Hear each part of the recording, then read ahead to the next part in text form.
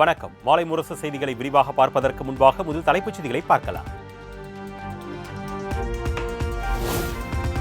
பாலமேடு ஜல்லிக்கட்டில் முதலிடம் பிடித்த நத்தம் பகுதியைச் சேர்ந்த பார்த்திபனுக்கு கார் பரிசு. 12 காளைகளை அடக்கி 2ஆம் இடம் பிடித்த வீரர் துளசிராமுக்கு இருசக்கர வாகனம் பரிசு.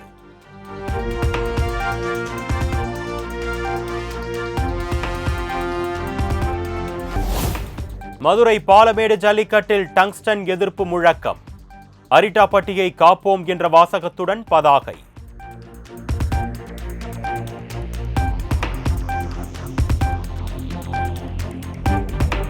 மதுரை பாலமேடு ஜல்லிக்கட்டு போட்டியை காண வருகை தந்த வெளிநாட்டினர். வாடிவாசலில் இருந்து சீறி பாய்ந்து வந்த காளைகளை கண்டு உற்சாகம்.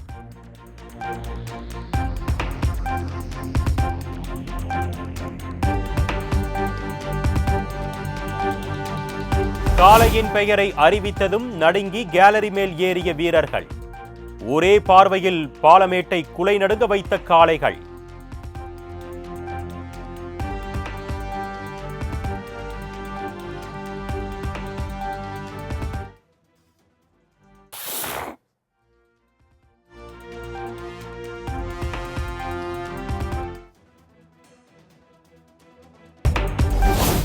மதுரை அவனியாபுரம் ஜல்லிக்கட்டின் போது காளை முட்டியதில் நவீன் என்ற மாடுபிடி வீரர் உயிரிழப்பு. உடலை வாங்க மறுத்து அரசு ராஜாஜி மருத்துவமனை முன்பு உறவினர்கள் போராட்டத்தில் ஈடுபட்டதால் பரபரப்பு.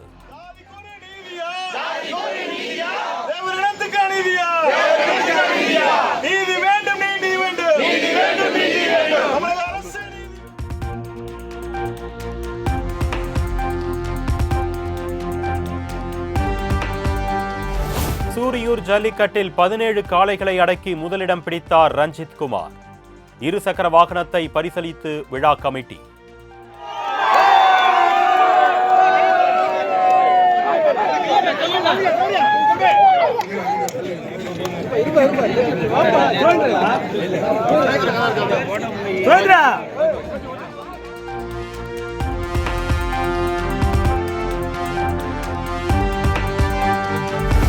ஜல்லிக்கட்டில் 681 காளைகள் களம் கண்ட நிலையில் மாட்டின் உரிமையாளர்கள், மாடுபிடி வீரர்கள் உட்பட 82 பேர் காயமடைந்தனர்.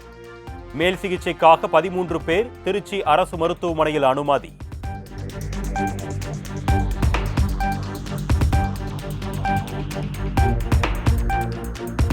திருச்சி சூரியூர் ஜல்லிக்கட்டு போட்டியில் அதிமுக முன்னாள் அமைச்சர் விஜயபாஸ்கரின் கொம்பன் காளை வெற்றி.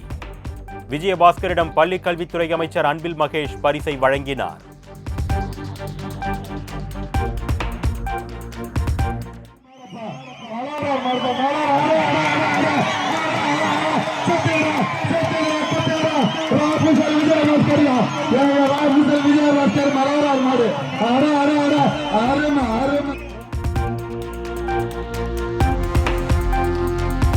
திருச்சி சூரியூரில் 3 கோடி ரூபாய் மதிப்பீட்டில் ஜல்லிக்கட்டு மைதானம் அமைக்கப்படும் என்று அமைச்சர் அன்பில் மகேஷ் பொய்யாமொழி அறிவிப்பு.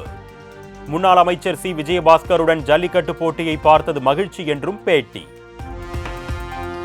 3 கோடி ரூபாய் மதிப்பீட்டில் கொடுத்துருக்காங்க. அங்கேருந்து நமக்கு அரசாணை பாஸாக இருக்குது. 1 மாதத்தில் அதுக்கான அடிக்கல் நாட்டு ஆரம்பிச்சிச்சு. அது எவ்வளோ சீக்கிரம் முடிச்சோம்னா தான் சொன்ன மாதிரி அடுத்த ஆண்டு ஜல்லிக்கட்டு என்பது அங்கே நடக்கும்.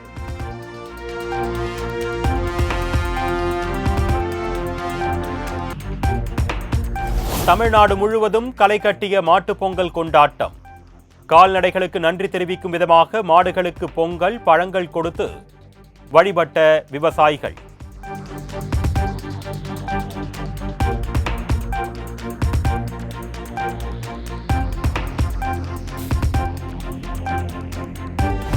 சென்னை உழைப்பாளர் சிலை முதல் கலங்கரை விளக்கம் வரை 13 தற்காலிக உயர் கோபுரங்கள் அமைக்கப்பட்டு தீவிர கண்காணிப்பு.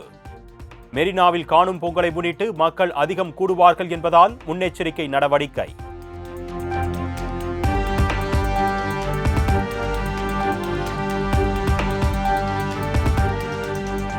சென்னையில் நாளை கூடுதலாக 500 சிறப்பு பேருந்துகள் இயக்கப்படும். காணும் பொங்கலை முன்னிட்டு சென்னை மாநகர போக்குவரத்து கழகம் அறிவிப்பு.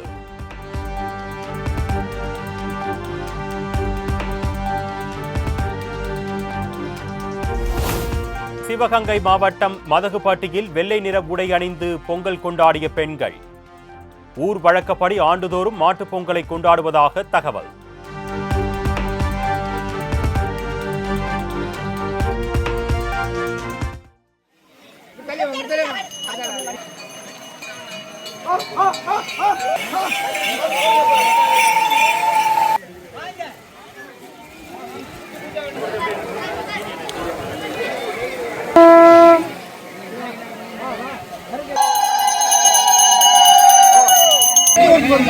தெரியாது. சிவகங்கையில் உள்ள தனது சொந்த கிராமத்தில் மாட்டுப் பொங்கல் கொண்டாடிய இலங்கை முன்னாள் அமைச்சர் செந்தில் தொண்டைமான். டாப் 10 காளைகளுடன் கொண்டாடிய காட்சிகள் இணையத்தில் வைரல்.